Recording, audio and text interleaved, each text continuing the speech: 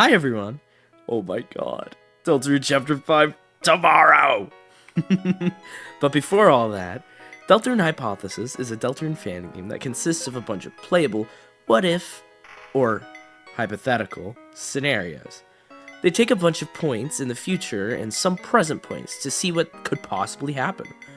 Obviously, these are just hypothetical, so don't take any of them as things that will happen exactly, but who knows?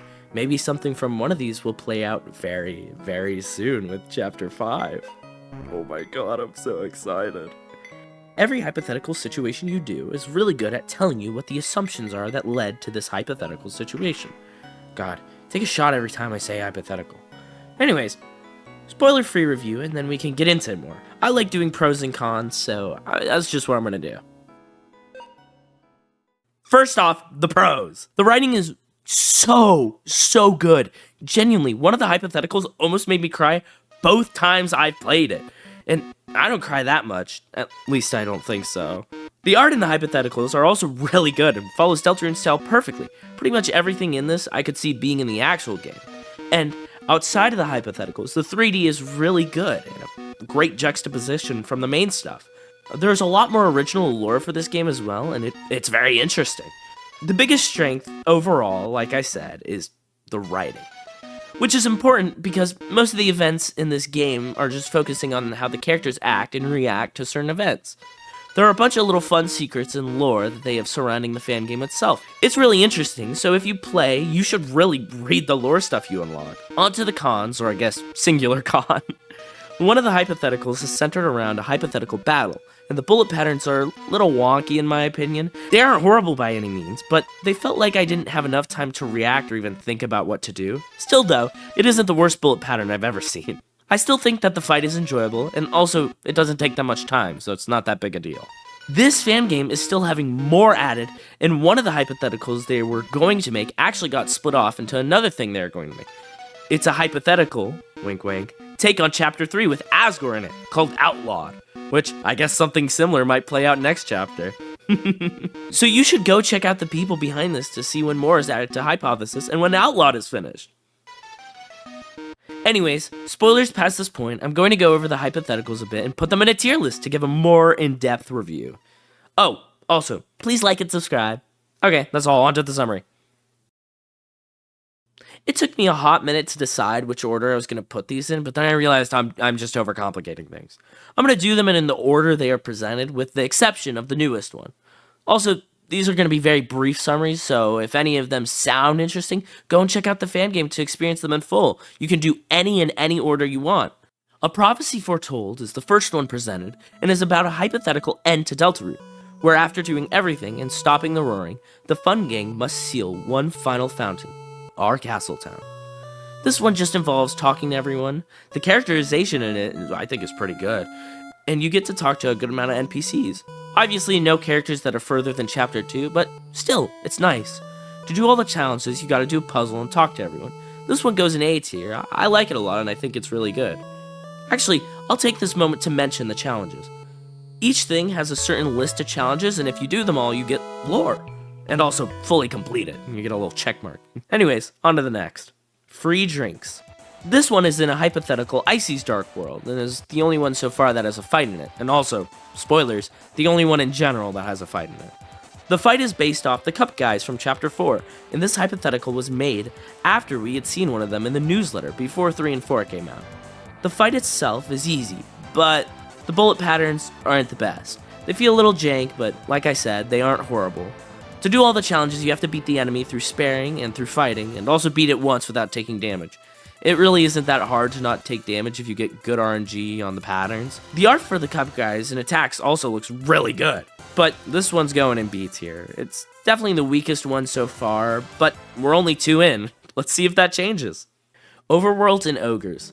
This one is a hypothetical take on what could happen over at Sans' house. You come over with Susie and then get introduced to Papyrus, who wishes to play what is basically D&D with you. Berdly also shows up and comes over because he's Papyrus' only friend. In this one, you get to choose your own adventure through Sans' campaign. Most of the choices just lead to death for the party. However, there is a way to get through.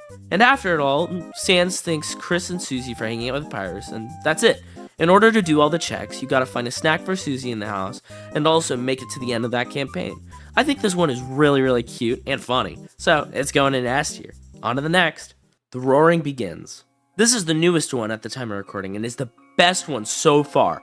I'm gonna say this off the bat, S tier, above everything else.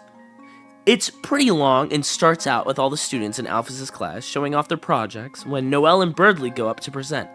Noelle gets called out of class by Toriel and leaves early for the day. After class, Birdley, Susie, and Chris go to check on her to be a good friend, and apparently Rudy isn't doing so well.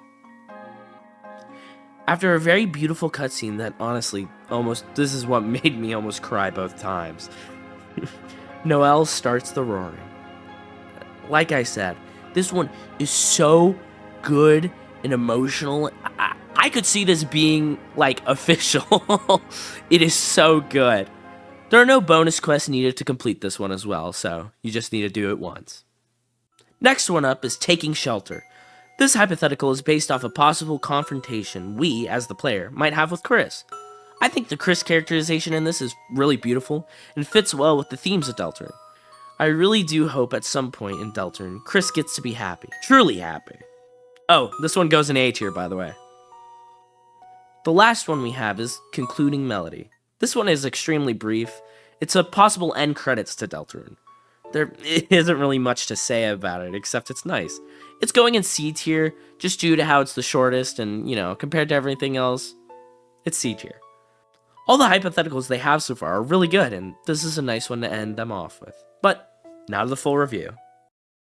Taking a look at the tier list, there's a pattern where the longer ones seem to be the ones that I ended up liking more. That reflects pretty well on my cons on the fangame. I just want more. I'm greedy, and it's really good. The one battle is also just a bit janky, but I really don't even think it's that bad. Even the one I have in C tier isn't bad, it's just the least amount of content compared to everything else, and so it's below them all. On to good things though. I don't want to just repeat what I said earlier, so to recap that before continuing on, the writing, art, ideas, and everything except that one fight are awesome. Now I'm gonna go a bit more in depth on the two best ones in my opinion. Firstly, Overworlds and Ogres is so funny. I was laughing the whole way through. Sans and Papyrus are extremely in character, and it doesn't feel horrible to try and get through it a couple times because the save points in the hypothetical are really good. You can just start in from certain points.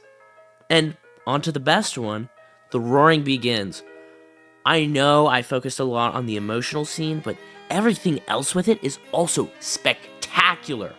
All the students' presentations are amazing and really funny, and everything with it is just really good. I know I keep saying the characterization's amazing, but it really is. To me, I think it's perfect. And even still, I haven't gone into that much detail about what happens in even these two, and especially the rest of them. So please go discover it for yourself. All of them are pretty short, so about like 2 hours in total if you do everything. Maybe an hour and a half. So if you have the time, go check them out. Oh, also, something I mentioned briefly earlier are the secrets and lore. There are little secret games you can play in here, and also lore they have for Dr. Hypoaster, which is very interesting. I strongly recommend that you play the game and follow the people behind it, so you can see when more hypotheticals and outlawed come out. Thank you all for watching, and I hope this gives you something to do till Chapter 5 comes out. Toodles!